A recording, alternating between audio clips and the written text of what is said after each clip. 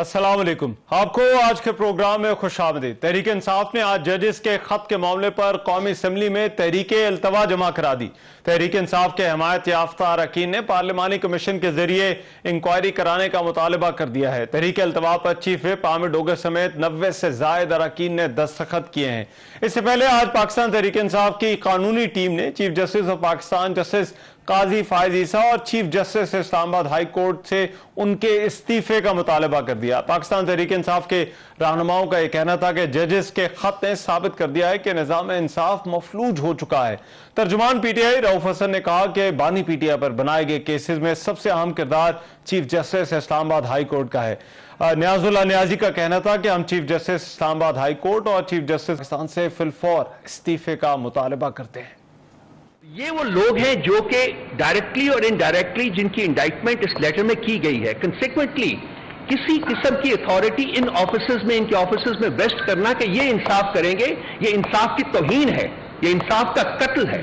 और ये जो तमाशा कल किया गया है फुल कोर्ट बुला के और उसके बाद प्राइम मिनिस्टर साहब से मुलाकात करके जी कि प्राइम मिनिस्टर साहब किसी रिटायर्ड जज की सुपरविजन में एक कमेटी कॉन्स्टिट्यूट करेंगे, एक कमीशन कॉन्स्टिट्यूट करेंगे। क्या एक एलिज्ड मुस्लिम, एक नामजद मुजरिम, क्या उसको ये राइट है कि वो अपने मुकदमे में खुद ही जज बने? Planted prime minister of Pakistan इस वक्त क्या वो ये खुद डिसाइड करेगा कि मैं मुजरिम हूं या नहीं हूं? हमारी ये डिमांड है कि जिस तरीके से 2 साल से जंगल का कानून नाफिज है, हम चीफ जस्टिस ऑफ पाकिस्तान काजी फायज ईसा और chief justice Islamabad high court से फिलफौर इस्तीफे का मुतालबा करते हैं। गुज़िश्ता रोज फुल कोर्ट इजलास और चीफ जस्टिस की वज़ीर आज़म से मुलाकात के बाद एलामिये भी जारी कर दिए गए। इस्लामाबाद हाई कोर्ट के 6 जजेस के खत के मामले पर चीफ जस्टिस ने मौक़िफ़ इख्तियार करते हुए कहा कि अदालती अमूर में एग्जेक्टिव की किसी किस्म की मुदाखलत बर्दाश्त नहीं की जाएगी और रद्दिया की आज़ादी पर किसी सूरत समझौता नहीं किया जाएगा। सुप्रीम कोर्ट के तमाम जजेस ने इत्तफाक़े राय से चीफ जस्टिस की वज़ीर आज़म के साथ मुलाकात का फैसला किया। वज़ीर आज़म ने मुलाकात में यह कहा कि फैजाबाद धरना केस के फैसले के पैराग्राफ 53 के मुताबिक कानून साजी की जाएगी। तहरीक इंसाफ की जहां तक बात है, दूसरी तरफ कोर कमेटी के इजलास के हवाले से भी खबरें आ रही है। रोजनामा जंग के मुताबिक इस इजलास में पीटीआई कोर कमेटी ने वकला की कारकर्दगी पर तहफ़्फ़ुज़ात का इजहार किया, जबकि वकील लतीफ़ खोसा के केसेस में पेश ना होने का मामला जो था वो भी जेर बहस आया। अब ये तहरीक इंसाफ की जो अंदरूनी सियासत है, इसमें क्या चल रहा है, कोर कमेटी के मामलात के साथ साथ अब से कुछ देर पहले जो एक खत लिखा गया है जो बाइडन की तरफ से वज़ीर आज़म शहबाज शरीफ को अमरीकी सदर की जानिब से, उस पर भी, और फिर जजेस के मामला है, इस पर बात करने के लिए तहरीक इंसाफ के तर्जुमान जनाब रऊफ हसन साहब मेरे साथ इस वक्त हमारे स्टूडियो में मौजूद हैं। उनसे बात करते हैं। रऊफ हसन साहब, बहुत शुक्रिया। आपका इशूज बहुत सारे हैं, मैं मेरा ख्याल है कुछ तरतीब से ही शुरू कर लेते हैं। सबसे रिसेंट डेवलपमेंट तो जो बाइडन के खत की है, जो उन्होंने शहबाज शरीफ को लिखा है, मुबारकबाद दी है। तहरीक इंसाफ चाहती थी कि अमेरिका पाकिस्तान पर दबाव बढ़ाए, इंतखाबात की तहकीकात के लिए जो है वो उस पर जोर दे, लेकिन इस खत को अब आप किस तरह से देखते हैं? इंटरनेशनल एस्टैब्लिशमेंट अपने नॉमिनी को मुबारक नहीं देगी तो और किसको देगी? शहबाज शरीफ साहब इस वक्त इंटरनेशनल एस्टैब्लिशमेंट के नॉमिनी के तौर के ऊपर इस मुल्क के ऊपर हुकूमत कर रहे हैं। हमने अपने आप को गिरवी रखा हुआ है उनके आगे, तो मुबारक तो बनती थी, वो हो गई। हम अमेरिका के ऊपर दबाव क्यों डालेंगे कि जी वो हुकूमत पाकिस्तान के ऊपर दबाव डाले? हम खुद इस काबिल हैं कि हुकूमत पाकिस्तान के ऊपर बहुत दबाव डालेगा, हमने डाला भी है और आइंदा जो आने वाले दिनों में देखेंगे कि और दबाव डालेगा। अच्छा, लेकिन इसी एस्टैब्लिशमेंट को तो आप कहते थे कि यहाँ पर जो है वो कांग्रेशनल हेयरिंग्स हो, ये कर्जा दें तो सोच समझ के दें, दीगर इदारों से, IMF से जो है वो आपने कहा, तो फिर उसी एस्टैब्लिशमेंट को, उसी को आप एस्टैब्लिशमेंट कह रहे हैं और कह रहे हैं कि वो अपने नॉमिनी को ही मुबारकबाद दे रहे हैं। कांग्रेशनल हेयरिंग का हमारे डायस्पोरा ने मूव किया था, जो कि अमेरिकन सिटीजन्स भी हैं। अच्छा, ये उनके मामलात हैं, उसको हमने सपोर्ट किया था, डेफिनेटली किया था। अगर कोई भी मुल्क किसी भी तरीके से डेमोक्रेटिक प्रोसेस को सपोर्ट करेगा तो हम उसको सपोर्ट करेंगे। कांग्रेशनल हेयरिंग जो कुछ हुआ है, जो जहाँ जो बातचीत हुई है, डोनाल्ड लू की जो टेस्टामेंट स्टेटमेंट जो वगैरह आई है, वो सब बहुत मेजर स्टेप्स थे towards establishing the reality of the cipher, और ये कि उसके बाद आगे क्या होना है।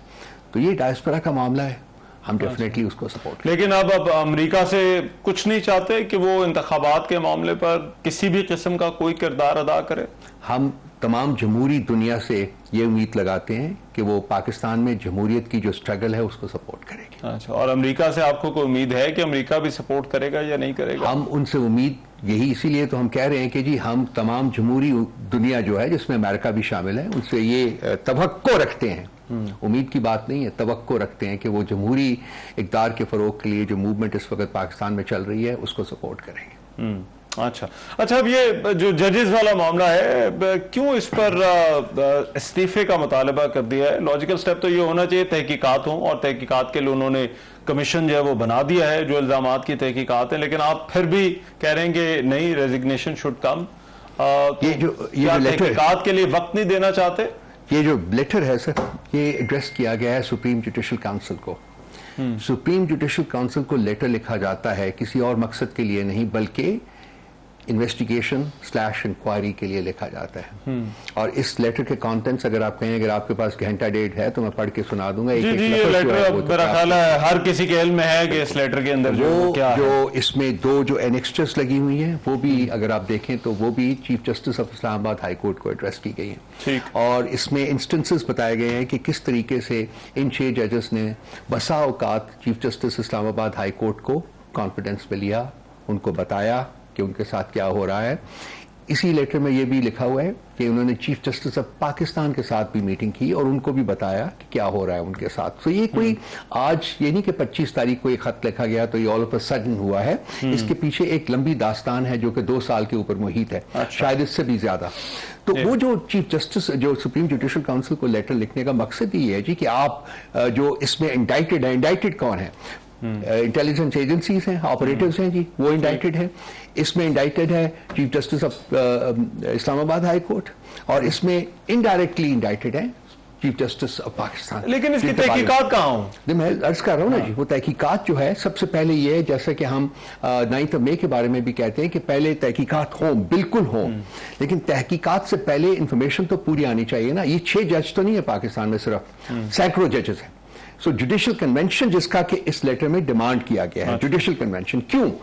ताकि पहले आपको क्रॉस सेक्शन ऑफ जजेस से जो कि मुख्तलिफ सुप्रीम कोर्ट में, हाई कोर्ट्स में, डिस्ट्रिक्ट कोर्ट्स में काम करते हैं, आप उनकी कहानी तो सुन लेना कि किन किन लोगों के साथ। जब आपके पास तमाम मटेरियल जो है ऑन बोर्ड आ जाएगा तो उसके बाद हमने उनसे डिमांड किया है कि जुडिशियल कमीशन बनाया जाए कंप्राइजिंग द जजेस of the supreme court, all the जजेस ऑफ द सुप्रीम कोर्ट। देखिए सर, उसमें प्रॉब्लम ये है, और ये कुछ कानूनी माहिरीन से बात हुई, उन्होंने कहा ये सुप्रीम कोर्ट इंक्वायरी फोरम नहीं हो सकता या इन्वेस्टिगेशन फोरम नहीं हो सकता। तो जजेस जो हैं वो एडजुडिकेशन के लिए जो है वो जारी बात है वो रिपोर्ट बनेगी और वो रिपोर्ट जजेस के सामने पेश की। पनामा में क्यों हुआ था ये इंक्वायरी कमीशन, क्यों बना? नहीं, पनामा में जीआईटी बनी, जीआईटी बनी, जीआईटी ने अपनी रिपोर्ट जो है वो पेश की जिस पर अदालत ने जो है वो फैसला दिया। चलिए, जो मेरे नजदीक की कोई मेरी जाती जो इन्फॉर्मेशन है, बिकॉज मैं बहुत से लोगों से बात करता रहा हूं, और आज भी जो हमने प्रेस कॉन्फ्रेंस किया उसमें हमने पूरा एक कंप्लीट एक लिस्ट ऑफ केसेस बताई हैं जो कि chief justice of Islamabad high court जो है वो उसमें डील करते रहे हैं, और किस किस तरीके से उन्होंने उन केसेस को मिस हैंडल किया, मिसट्रीट किया, डिले किया है, वो हमने पूरी डिटेल उन्हें दी है, कल अखबारों में भी पब्लिश हो जाएगी। तो हमारी तो डिमांड ये है, वो ये है जी कि जुडिशियल कमीशन बने और जुडिशियल कमीशन जो है इसको इंक्वायर करे। अदरवाइज मैं फील करता हूं कि इंडाइटमेंट दूसरा जो है वो है एग्जीक्यूटिव की। एग्जीक्यूटिव को हेड कौन करता है इस वक्त? प्राइम मिनिस्टर पाकिस्तान करता है। तो क्या जो एक बंदा जो है जो कि जिसको हुज एन एलिज्ड मुल्ज़िम, जो कि एक नामजद मुल्ज़िम है इस लेटर के मुताबिक, तो क्या वो अपने केस के ऊपर खुद जज बन के बैठेगा? तो मैंने उसमें आखिर में एक सेंटेंस कहा है जो आज की प्रेस कॉन्फ्रेंस में क्या है, जो जजेस के लेटर है उसमें जो बातें की गई हैं, आपके ख्याल में ये जिन वाकयात का जिक्र है, क्या इनके पीछे शहबाज शरीफ, क्योंकि एग्जीक्यूटिव से तो मुराद तो आप तो यही ले रहे हैं शहबाज शरीफ। देखिए, executive Shahbaz Sharif and his team and of course the operators of the intelligence agencies. मैंने आज ये कहा है कि जी अगर ये जुडिशरी जो है, चूंकि ये सारा मामला जुडिशरी के मारे है, अगर ये जुडिशरी जो है इसकी इंक्वायरी जो है वो एग्जीक्यूटिव को हैंड करेगी तो ये अपने आप को एग्जीक्यूटिव के आगे बेच रही है, सेल कर रही है। तो इंक्वायरी फिर आपके ख्याल में किस तरह से जो है वो होनी चाहिए? इसका हल क्या है? जुडिशियल कमीशन बनना चाहिए जी, जैसे बनता है। रिटायर्ड जज तो आ रहे हैं। नहीं, रिटायर्ड जज की नहीं, हम चाहते वी वांट तो कहते हैं इंडिपेंडेंट होगा, रिटायर्ड जज होगा, रिटायर्ड जज करेगा वो ना एग्जीक्यूटिव से। सर्विंग जज, रिटायर्ड जज की कोई वैल्यू, कोई रेलेवेंस नहीं है जी। अच्छा, रिटायर्ड जज तो 1-2 मिनट में इंटिमिडेट हो जाएगा। अच्छा। यहाँ प्रॉब्लम बहुत बड़ा है, महा प्रॉब्लम है। मसला यह है कि बात इंक्वायरी किस चीज की हो रही है। जजेस को इंटिमिडेट किया गया, उनके घरों में कैमरे लगाए गए, उनके बेडरूम्स के कैमरे लगाए गए, उनकी रिश्तेदारों को किडनैप किया गया, टॉर्चर किया गया, जबरदस्ती बयान लिए गए। मामला बहुत गंभीर है। और बाय द वे, ये कल जो फैसला हुआ है कोई यूनानिमस फैसले नहीं हुए, इसलिए आज हमने एक और डिमांड की है कि इसके मिनट्स जो है, 2 दिन जो फुल कोर्ट हुई है, इसके मिनट्स जो है वो हमें अंडर एक्सेस टू इंफॉर्मेशन जो हमारा राइट है अंडर 19A, अच्छा। हमने कहा है कि वो मिनट्स हमें मिलने चाहिए, बिकॉज वी अंडरस्टैंड कि डिविजन था। ठीक है, राइट। कोर्ट के अंदर अब दूसरा ये मुझे अब ये बताइए, जो पीटीआई की कोर कमेटी के हवाले से ये जो आज खबरें मीडिया में रिपोर्ट हो रही हैं कि जो वकला हैं उन पर कुछ तहफ़्फ़ुज़ात हैं, पीटीआई के जो सियासी रहनुमा हैं या सियासी टीम है पीटीआई की, क्या बात दुरुस्त है? नहीं, देखिए, आपने खोसा साहब का जिक्र किया है, वो डेफिनेटली हुआ, एक रिसेंटमेंट थी कि जी वो वहाँ, चूंकि खान साहब के केसेस हैं, खान साहब के केसेस जो हमारे लिए टॉप प्रायोरिटी, अच्छा, वो उसको हम चाहते हैं, तमाम कोर कमेटी के यूनानिमस है कि सबसे पहले हम हर कमेटी की मीटिंग जो होती है उसमें पहले हमें ब्रीफिंग दी जाती है उन केसेस के बारे में। अच्छा। तो खोसा साहब को वहाँ पहुंचना जो था उसके ऊपर एक लेवल ऑफ रिसेंटमेंट था, उसका एक्सप्रेस किया गया हमने और उनके साथ शेयर भी किया गया। उन्होंने बताया कि वो चाहते थे कि उसके सामने, इस IHC के चीफ जस्टिस के सामने पेश होने से पहले वो खान साहब को मिलके उनकी इनपुट ले लें कि क्या उनके सामने पेश होना चाहिए कि नहीं।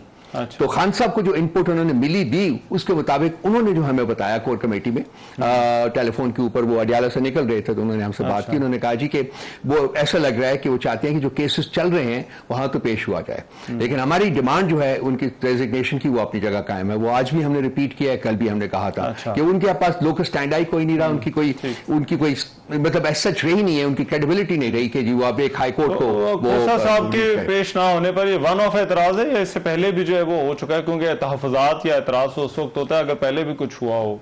नहीं, तहफ़्फ़ुज़ात खान साहब के बारे में तो हम बहुत सेंसिटिव हैं भाई। अच्छा। सारी की सारी कोर कमेटी का एक एक फर्द जो है वो पूरा बहुत सेंसिटिव है, जरा सी भी भूल चूक होती है तो नहीं छोड़ते वो कोई भी हो, सिर्फ एक वकील की बात नहीं है, क्योंकि एक हमारी जो वकला की टीम है, बहुत सबसे इंपॉर्टेंट जो टास्क है उनके पास है, क्या ये डिस्प्लेयर, क्या कोई कार्रवाई भी है इसके अंदर या ये वैसे ही जो है वो डिस्प्लेयर जो है वो कोर कमेटी ने मतलब ये कि ये इस तरह से डिस्कस होता है कि जी ये काम नहीं होना चाहिए। खान साहब के केसेस को टॉप प्रायोरिटी मिलनी चाहिए, बाकी सब काम छोड़े, पहले खान साहब के केसेस को एड्रेस करें ताकि वो जेल से बाहर आ सके। ठीक है। वैसे जो वकला की टीम है, या वकला जिन्होंने, जाहिर बात है पार्टी को जो है वो जब सियासी रहनुमा जो है वो उन पर मुश्किल वक्त था तो वकला पार्टी चला रहे थे, वकला पार्टी का फेस थे, क्या उनके दरमियान और जो सियासी लोग हैं उनके दरमियान कोई इख्तलाफ है कि पार्टी को आगे किस तरह से जो है वो चलाना है? देखिए, इख्तलाफ हो नहीं सकता, इसलिए कि जो सियासी मामला है पार्टी के अंदर वो तो सियासतदानों ने आगे लेके जाने हैं ना। अब वकला जो सियासत में आए हैं वो लाजमी बात है, हम उनको वकला कम और सियासतदान ज्यादा कहेंगे,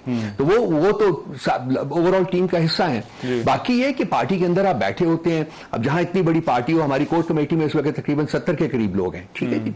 अब वो 70 लोगों में हर बंदे से एग्री तो नहीं कर सकता, तो वो डेफिनेटली होता है। अगर उसको क्लासिफाई आप करेंगे कि जी ये सियासी लोगों के इख्तलाफात हैं वकला के साथ, तो मैं उसको, लेकिन कुछ मेजर इश्यूज होते हैं ना, तहरीक चलानी है, किस तरह से चलानी है, क्या जो है वो लाहे अमल जो है वो होना है, तो उस हवाले से क्या पार्टी के अंदर जो है वो राय होना एक और बात है, लेकिन ग्रुप बंदी होना जो है वो एक मुख्तलिफ बात है। ग्रुप बंदी नहीं है रहमान, मैं आपको लेट मी अश्योर यू कि कोई ग्रुप बंदी नहीं है, बल्कि आज ही जो हमारी एक कमेटी बनी थी उसने एक 15 आइटम का जो चार्टर है वो दिया है कि हमने ये क्या करना है आइंदा के लिए, और ये हमारा जो हम करने जा रहे हैं, बहुत सारी चीजें हैं उसमें, बहुत कुछ हम करने जा रहे हैं। हम डेली एहतजाज की तरफ जा रहे हैं, हम सुप्रीम कोर्ट से हाई कोर्ट की वॉक डेली जो है जब भी केसेस होंगे उसके लिए जा रहे हैं। जलसों का सिलसिला हमारा शुरू हो रहा है, मीडिया के साथ हम जो इंटरेक्शन है उसको ज्यादा कुर्बत भी लाएंगे उसमें और उसको एक्सपैंड भी करेंगे। It's a huge project. Party आप कह रहे हैं यूनाइटेड अगेंस्ट इट, यूनानिमसली आज उन्होंने ये प्रोजेक्ट हमारा अप्रूव किया है और वो इसमें वकला भी शामिल, कोई इख्तलाफ नहीं है, चाहे असद कैसर साहब हो, बाकी लोग हों, वकला की टीम हो।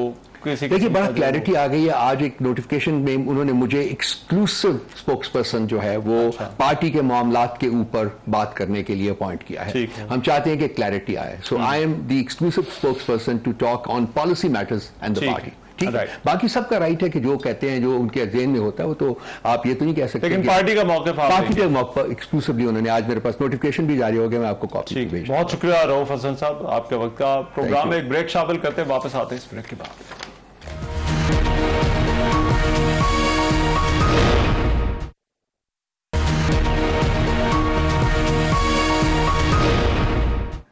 Welcome back. अमरीकी सदर जो बाइडेन ने वज़ीर आज़म शहबाज शरीफ को खत लिखा है और शहबाज शरीफ के मनसब संभालने के बाद अमरीकी सदर का उनके लिए पहला खत है। गैर मामूली बात है कि अमरीकी सदर की जानिब से खत एक लिखा गया है और इस खत में नेक तमन्नाओं का इजहार करते हुए ये कहा गया है कि दुनिया और खित्ते को दरपेश वक्त के अहम तरीन चैलेंजेस का सामना करने में अमरीका पाकिस्तान के साथ खड़ा रहेगा। दोनों ममालिक के अवाम के दरमियान शराकत दारी दुनिया और हमारी अवाम की सलामती को यकीनी बनाने में जो है वो मामलात नहायत अहम है। उनका ये कहना था कि सेहत आमा का तहफ़्फ़ुज़, मुआशी तरक्की और सबके लिए तालीम मुश्तरका विजन है जिसे मिलकर फ़रोग़ देते रहेंगे। अमरीका पाकिस्तान जो है वो ग्रीन अलायंस फ्रेमवर्क से माहौलियाती बेहतरी के लिए हम अपने इत्तेहाद को मजबूत करेंगे। अमरीकी सदर ने अपने खत में मजीद कहा कि पायदार ज़रूरी तरक्की, आबी इंतज़ाम और 2022 के सैलाब के तबाहकुन असरात से बहाली में पाकिस्तान की मुआवनत भी जारी रहेगी। पाकिस्तान के साथ इंसानी हकूक़ के तहफ़्फ़ुज़ और तरक्की के फ़रोग़ के लिए वो पुरअज़्म है।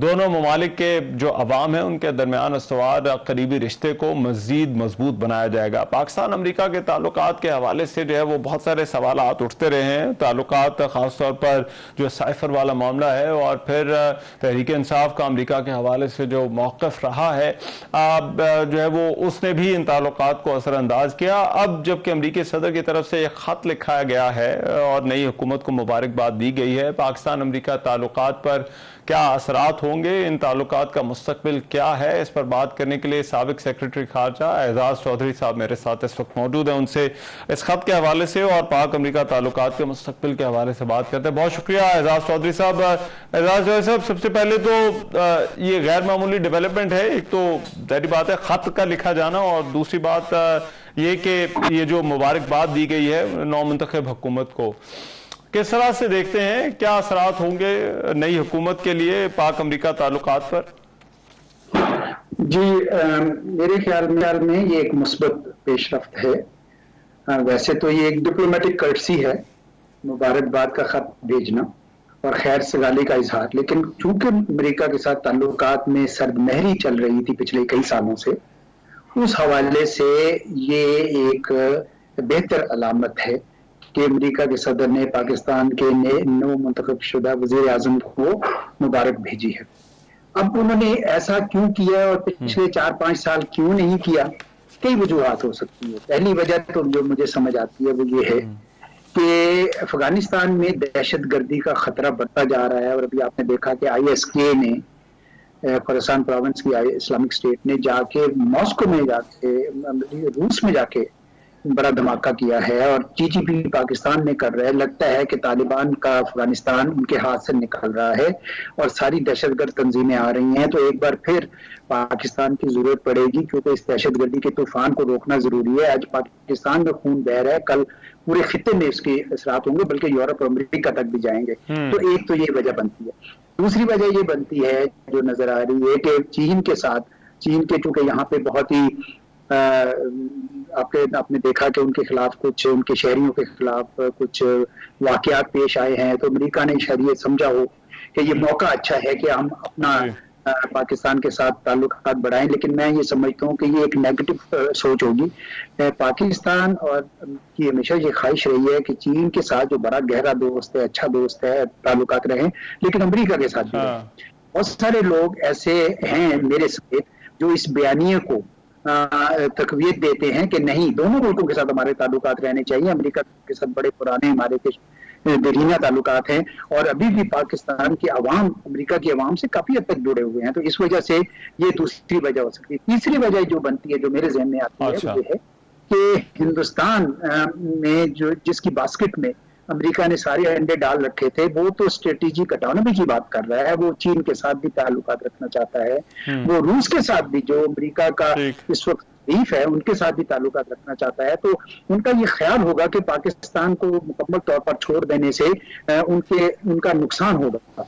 तो ये चंद एक वजूहात जो मुझे लग रही हैं और जिसकी वजह से ये हो सकता है। और कुछ इसमें मेरे ख्याल में एम्बेसडर ब्लूम की काविशों का भी असर लग रहा है, क्योंकि उन्होंने पाकिस्तान में बहुत तूफानी दौरे किए हैं और यकीनन मुस्बत रिपोर्ट पेश की है वहां पे, जिसकी वजह से ये एक अच्छी कार्रवाई हुई है। राइट।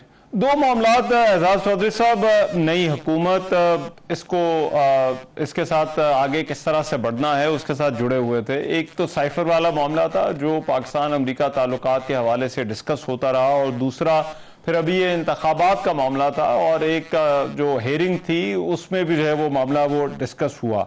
आपको लगता है कि पाक अमेरिका ताल्लुकात इन दोनों चीज़ों से निकल कर अब आगे की तरफ देख रहे हैं, या ये लेटर ये जो खत जो है वो अमेरिका की तरफ से एक ऐसा पैगाम हो सकता है आगे बढ़ने का? जी, लगता तो यही है, क्योंकि हेयरिंग के बावजूद आपने देखा कि वहां पे भी डोनाल्ड लू ने यही कहा कि कोई कंस्पिरेसी अमेरिका ने नहीं की, और अब अमेरिका ने सदर ने बाकायदा खत लिख दिया है। तो मुझे तो ये लगता है कि वो अब आगे बढ़ना चाहते हैं, और उस लिहाज से मुझे भी लगता है कि पाकिस्तान भी शायद यही चाहेगा कि अब आगे बढ़ा जाए, क्योंकि इतनी गैर यकीनी इस मुल्क में रही है कि उससे जो हमारी इक़्तिसाद भी मुतासर हो रही थी, हमारे हर चीज मुतासर हो रही थी। तो मेरा ख्याल में एक लिहाज से ये जरूरी था कि पाकिस्तान अब आगे की तरफ देखे। बहुत हो गया, हम बहुत देर से हम फंसे हुए थे दाखिली मामला में। राइट, और आगे इन ताल्लुकात का इन्हिसार किस पर होगा? 90 की दहाई में हमने देखा पाकिस्तान भारत ताल्लुकात के गिर्द ये रिलेशनशिप घूमती थी। 2000 में फिर 2 दहाइयां अफगानिस्तान के गिर्द ये रिलेशनशिप जो है वो उसका महवर रहा अफगानिस्तान। आने वाले दिनों में क्या जो चीन आपने जिस तरह से मेंशन किया, क्या चीन के मामलात जो होंगे उनके गिर्द ये रिलेशनशिप जो है वो इसका महवर होगा? मेरा भी ख्याल, उसकी वजह ये है कि बड़ी देर से अमेरिका ये कह रहा था कि आप चीन के साथ ताल्लुकात को कम करें और सी पैक ना करें, लेकिन पाकिस्तान ने ये नहीं मानी, क्योंकि पाकिस्तान का ये ख्याल था कि ये हमारे मफाद में है, हम ये नहीं करेंगे। तो अमेरिका को अब इस बात का तो अंदाजा हो गया है कि हम चीन के साथ रहेंगे, लेकिन साथ ही साथ अमेरिका के साथ भी करेंगे। जिस चीज के ऊपर फोकस है होना चाहिए मेरे ख्याल में इस दफा पीपल टू पीपल के पास होना चाहिए। देखिए, हमारे तालिब इल्म आज भी अमेरिकी यूनिवर्सिटियों में जाना चाहते हैं, हमारे आईटी के प्रोफेशनल आज भी सिलिकॉन वैली के साथ जुड़ना चाहते हैं, हमारे फिजिशियंस वहां से जाते हैं, उनके एग्रीकल्चर एक्सपर्ट्स यहाँ पे आते हैं, उनके साथ पाकिस्तान के बड़े देरीना ताल्लुकात रहे हैं पीपल टू पीपल। तो मैं समझता हूँ कि वो जारी रहनी चाहिए और उसी के ऊपर फोकस होना चाहिए। ये सिक्योरिटी का फोकस बहुत हो गया, इसकी अब ना अफादियत है ना कोई जरूरत है। अब हमें ज्यादा ताल्लुकात को इन पीपल टू पीपल वाली बुनियादों पर खड़ा करना चाहिए। ठीक है, बहुत शुक्रिया एजाज चौधरी साहब हमारे मौजूद थे, साबिक सेक्रेटरी खारजा, बात कर रहे थे जो खत लिखा गया है अमरीकी हुकूमत की तरफ से, अमरीकी सदर की तरफ से। एक ब्रेक प्रोग्राम में शामिल करते हैं, उसके बाद कुछ मजीद खबरों पर बात हो।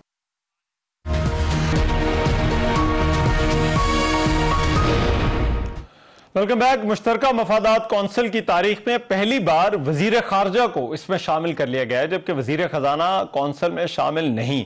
वजीर आजम शहबाज शरीफ ने मुश्तरका मफादात कौंसिल की तश्कील नौ कर दी, जिसका नोटिफिकेशन भी जारी कर दिया गया। 8 रुकनी कौंसिल के चेयरमैन वजीर आजम शहबाज शरीफ होंगे, जबकि 4 वज़राए आला बतौर मेंबरान शामिल हैं। कौंसिल में इसहाक डार बतौर रुकन शामिल हैं, जबकि वजीर दिफा ख्वाजा आसिफ और वजीर सैफरान इंजीनियर अमीर मकाम भी इसका हिस्सा हैं। डॉन न्यूज के मुताबिक 22 मार्च को वज़ीर आज़म शहबाज शरीफ ने काबीना की 7 कमेटियां तश्कील दी थी, जिनमें इक्तसादी राब्ता कमेटी भी शामिल थी। नोटिफिकेशन में बताया गया था कि वज़ीर आज़म इसके जो इक्तसादी राब्ता कमेटी और काबीना कमेटी बराए तवानाई के चेयरमैन होंगे। इससे पहले ECC की जो सरबराही थी वज़ीर खजाना करते थे। अगले रोज वज़ीर आज़म ने इक्तसादी राब्ता कमेटी की सरबराही का जो फैसला था उसको वापस ले लिया और वज़ीर खजाना मोहम्मद औरंगजेब को ही चेयरमैन ECC मुकर्रर कर दिया था। लेकिन दूसरी जानिब अब ये फिर फैसला हुआ और मुश्तरका मफादात कौंसिल में वजीर खारजा अब शामिल हो गए हैं। जो वजीर खजाना है उनका आज ये कहना था कि IMF के साथ जो स्टाफ लेवल मुआहदा है वो जून तक कराना चाहते हैं, वो उसके लिए बड़े पुरुमीद भी हैं। ये जो फाइनेंस की टीम है इसके साथ ऐसा क्यों हो रहा है और क्यों ये जो मुश्तरका मफादात कौंसिल है जिसने कुछ बहुत ही अहम फैसले लेने होते हैं सूबों और विफाक के दरमियान जो माली मामलात हैं उनसे उनके हवाले से भी उसमें वजीर खारजा को शामिल किया गया और वजीर खजाना उसका हिस्सा नहीं है। इस पर बात करते हैं। शहबाज राना हमारे साथ मौजूद हैं, एक्सप्रेस ट्रिब्यून के सीनियर कॉरेस्पॉन्डेंट हैं, अपना शो भी जो है वो एक्सप्रेस न्यूज़ पर होस्ट करते हैं। बहुत शुक्रिया शहबाज राना। शहबाज राना, ये कितना गैर मामूली है कि मुश्तरका मफादात कौंसिल की तश्कील होती है, वजीर खारजा उसमें शामिल है, वजीर खजाना उसमें शामिल नहीं है, और आपके ख्याल में ऐसा क्यों किया गया है? रज़ा साहब, ये जैसे हमने आपके पिछले प्रोग्राम में डिस्कस किया था कि वो जो PMLN की इंटरनल पॉलिटिक्स है, ये उसी के सारे असरात आपको नज़र आ रहे हैं कि वन आफ्टर अनदर डिसीजन ऐसा लिया जा रहा है जो कि अंडरमाइन गवर्नमेंट को खुद करेगा। ये जो फैसला वज़ीर-ए-आज़म शहबाज शरीफ साहब ने किया, इसका जो मोहम्मद औरंगज़ेब को तो नुकसान होगा सो होगा, पाकिस्तान की इकॉनमी को जो नुकसान होगा सो होगा, वज़ीर-ए-आज़म को भी नुकसान होगा। इस तरह के फैसले करने से एक बात बड़ी वाज़ेह हो रही है कि प्राइम मिनिस्टर जो फैसले ले रहे हैं वो शायद कोई अंडर प्रेशर फैसले ले रहे हैं। इनके बारे में कहा जाता है कि इनकी गवर्नेंस बड़ी शानदार है, तो ये जो चीज़ें हैं इनकी गुड गवर्नेंस में काउंट नहीं होगी। अब जो मुश्तरका मफादात की कौंसिल है, ये एक आइनी बॉडी है और उसके अंदर अगर आप, और इसकी ज़्यादातर जो चीज़ें हैं वो जो डिस्कस करते हैं वो पाकिस्तान के जो फाइनेंशियल इश्यूज़ हैं और ख़ास तौर पर जो वसाइल हैं, जो सूबों और वफाक के दरमियान जो माली मामला है, वो बहुत सारी चीज़ें यहाँ पे डिस्कस होती हैं और फैसले यहाँ पे होते हैं। तो ऐसी कौंसिल में वज़ीर ख़जाना का ना होना एक इंतहाई शॉकिंग चीज़ है। अगर वज़ीर-ए-आज़म इसहाक डार साहब को यहाँ पे अकोमोडेट करना चाह रहे थे तो वो उनको मोहम्मद औरंगज़ेब साहब को निकाले बगैर अकोमोडेट कर सकते थे। अब फेडरल गवर्नमेंट जो है, जो प्राइम मिनिस्टर है, वो अपनी नॉमिनीज वो काउंसिल की मेंबरशिप में ला सकती है। तो उसमें अब इन्होंने पंजाब से 2 मेंबर्स लिए हैं, ख्वाजा आसिफ को लिया है, इनको लिया है, मोहम्मद इसहाक डार साहब को लिया है। तो वहाँ पे ये ख्वाजा आसिफ को ना लेते, अगर डार साहब को लेना था और मोहम्मद औरंगज़ेब साहब जो फाइनेंस मिनिस्टर उनको ले लेते तो इनके ऊपर क्रिटिसिज्म भी ना होता और एक पॉजिटिव लेकिन जो वर्किंग है इस पूरे मतलब जिस तरह से मामला चलाए जाने होते हैं और ख़ासतौर पर सूबों और विफाक के दरमियान, पहले प्राइवेटाइजेशन वाला मामला था, वहां पर जो है वो डार साहब को जो है वो चेयरमैन बना दिया गया। फिर जो है वो ECC वाला भी फैसला हुआ, वो भी हमारी नज़र से गुजरा, लेकिन वो उसके बाद फिर वापस हो गया। आपके ख्याल में जो वर्किंग है इस टीम की मामलात की, उस पर कितना फ़र्क पड़ सकता है CCI में वज़ीर ख़जाना के ना होने से? बिल्कुल इस पर फ़र्क पड़ेगा। कोई ऐसी डिस्कशन में कोई समरी में चीज़ आ जाती है जिसकी कोई फिस्कल इम्प्लीकेशंस हैं, तो क्या फिर वज़ीर-ए-आज़म अपना जो इजलास है उसको रोक कर कहेंगे कि ठहरो ज़रा, मैं क्यू ब्लॉक कॉल करके या उनका बंदा मंगवा लें, वहाँ से पता ले लें, पर्ची मंगवा लें, उसे पे लिखवा लें कि क्या लिखा हुआ है, क्योंकि मेंबर तो है नहीं, या फिर उनको एज ए गेस्ट के तौर पर इन्वाइट कर लें। ये कोई इतना मुनासिब फैसला नहीं है वज़ीर-ए-आज़म का। अभी जो केयर टेकर गवर्नमेंट थी उसने, आपको पता है कि CCI को रिकॉन्स्टिट्यूट किया था, उसमें 2 इन्होंने अहम पॉलिसीज जो गैस सेक्टर की थी वो CCI से अप्रूव करवाई थी। अब उन पॉलिसीज के फिस्कल इम्प्लीकेशंस है, अगर फॉर एग्जांपल वही पॉलिसीज दोबारा कल आ जाती हैं रिविजिट के लिए, अगर निगरान हुकूमत के फैसले को ये गवर्नमेंट जो है वो उसको रिविजिट करना चाह रही है, तो फिर फाइनेंस मिनिस्टर का वहाँ पे होना चाहिए या नहीं होना चाहिए। और इसमें बहुत से ऐसे मामला होते हैं CCI में जिसमें डायरेक्ट जो होती है इम्प्लीकेशन वो फिस्कल इम्प्लीकेशन। लेकिन इसमें जो वजीर खजाना है उनके लिए इस डिवाइडेड फाइनेंशियल अथॉरिटी के साथ जो है वो मामलात को चलाना जो है वो कितना मुश्किल होगा, क्योंकि आगे हमने IMF प्रोग्राम में भी जो है वो जाना है। भी उन्होंने कहा कि वो चाहते हैं कि इस पर जो है वो कोई बात हो जाए, फाइनल हो जाए बात, तो IMF प्रोग्राम भी इम्प्लीमेंट करना है, मामलात को भी चलाना है। तो वजीर खजाना के लिए जो है वो आप क्या देख रहे हैं, क्या कोई मुश्किल होगी? IMF के प्रोग्राम पे अभी थोड़ा सा टाइम लगेगा।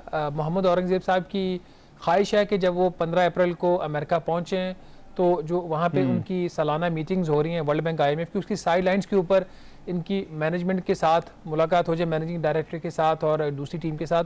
तो हो सकता है इनकी हाईएस्ट लेवल पे IMF की जो मैनेजमेंट उनके साथ मुलाकातें हो जाए। वो तो इतने कोई बड़ा मुझे इसमें इशू नहीं लग रहा, क्योंकि पाकिस्तान इंटरेस्टेड है। अगर MD से मुलाकात ना हो तो शायद DMD से मुलाकात हो जाए जो पाकिस्तान को डील करती हैं, तो वो that point is there. Detail जो उसमें जो मुज़ाकरात है उसमें डेफिनेटली टाइम लगेगा, क्योंकि IMF का इस वक्त जो सारा फोकस है वो ये जो मौजूदा प्रोग्राम, इसका आखिरी जो जायजा है वो अप्रैल के आखिर में उसके लिए बोर्ड होना है। तो IMF का फोकस उसकी शराइत पूरा कराने के ऊपर है, जो बाय लार्ज मीट है, लेकिन फिर भी डॉक्यूमेंट्री चीजें बहुत सारी पूरी करनी होती हैं। उसके बाद ही कोई पेस आएगा नए प्रोग्राम के हवाले से। बाय दैट टाइम जो 1 माह गुजर जाएगा, तो ये जो एक नेक्सस बन रहा है और एक किस्म का एक खामखा एक सियासत के अंदर एक कन्फ्रंट्रेशन वाली चीज़ खुद मुझे लग ऐसे रहा कि वज़ीर-ए-आज़म साहब लेके आ रहे हैं, चाहे दबाव में लेके आ रहे हैं, जैसे भी लेके आ रहे हैं। फिर ये जो मोहम्मद इसहाक डार साहब और मोहम्मद औरंगज़ेब साहब का ये जो एक इशू है, ये फिर खुल के सामने आ जाएगा कि किस हद तक ये जो इंटरनल पॉलिटिकल डिविजन्स हैं with in the ruling family and ruling party, वो किस हद तक जो फाइनेंस मिनिस्टर के जो काम को हैं वो अफेक्ट करती हैं। लेकिन मैं आज भी मेरी कुछ लोगों से मुलाकात हुई है फाइनेंस मिनिस्ट्री में, तो वो इस जो डेवलपमेंट को कोई इतना उन्होंने पॉजिटिवली नहीं लिया।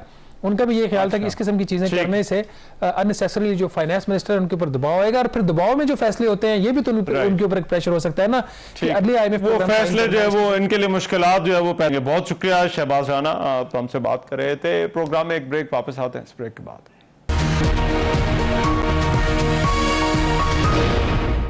Welcome back. वज़ीर-ए-आज़म शहबाज शरीफ का कहना है कि बशाम वाक़े से चीन पाकिस्तान ताल्लुकात को नुकसान पहुंचाने की कोशिश की गई। तमाम साजिशों को नाकाम बनाना हमारी मुश्तरका जिम्मेदारी है। मुल्क के मुख्तलिफ जो हवालों से मुल्क को चैलेंजेस हैं, सियासी अफरा तफरी, तकसीम दर तकसीम, इसका खात्मा भी करना होगा। चीनी सफारत खाने की जानिब से भी कहा गया कि पाक चीन ताउन को सबूताज करने की कोई कोशिश कामयाब नहीं होगी। आज चीनी सफारत खाने की जानिब से जारी बयान में कहा गया कि पाकिस्तान की समाजी इक़्तिसादी तरक्की की कोशिशों की हिमायत जारी रखेंगे। पाकिस्तान के साथ काम करने के लिए पुरअज़्म है।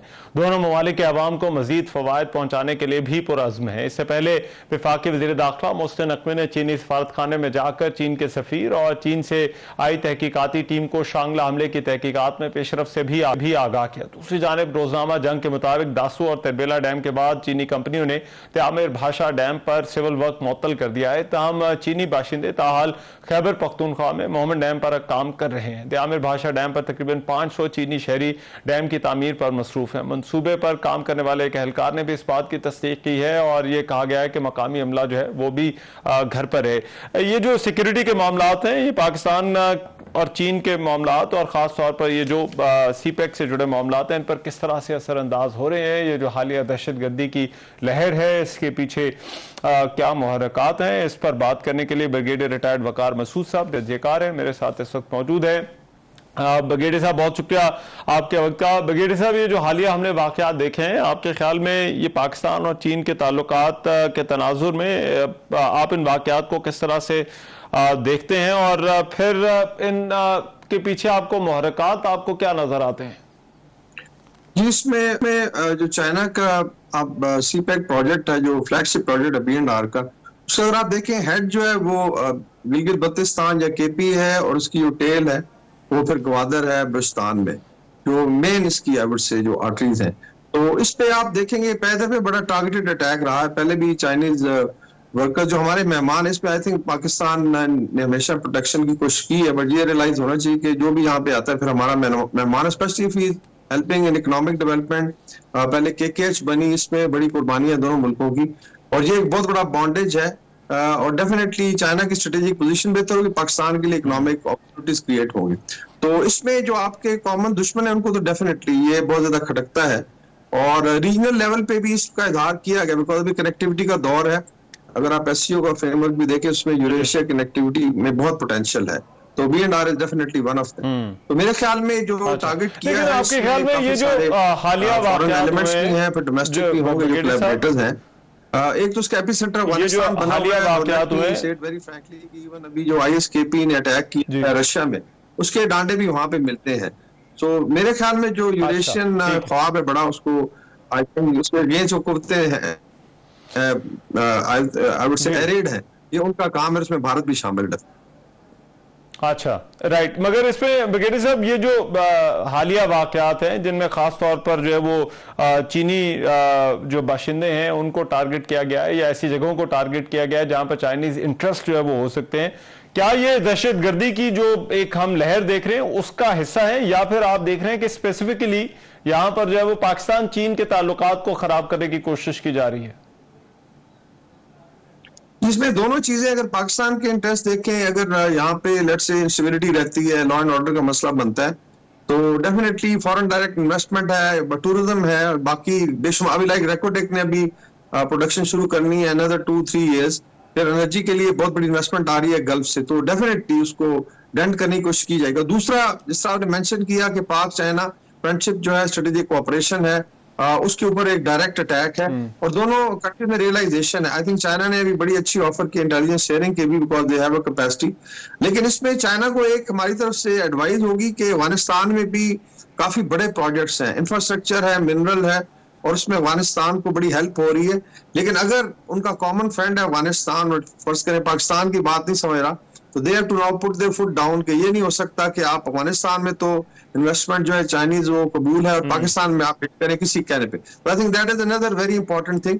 बाकी जो है बड़ी डिटर्मिनेशन है, most probably I think date में बड़े विजिट्स भी होंगे और आई एम श्योर ये फ्रेंडशिप जो है और ज्यादा मजबूत होगी and it is beneficial for both countries. अच्छा, बहुत शुक्रिया ब्रिगेडियर वकार साहब हमारे साथ पहुंचे और बात कर रहे थे सिक्योरिटी की सूरत हाल के हवाले से और ख़ास तौर पर पाकिस्तान और चीन के जो ताल्लुकात हैं उनके हवाले से बात कर रहे थे। आज के प्रोग्राम से मेज़बान रहमान नज़र को इजाज़त दीजिए। अल्लाह ने के बाद।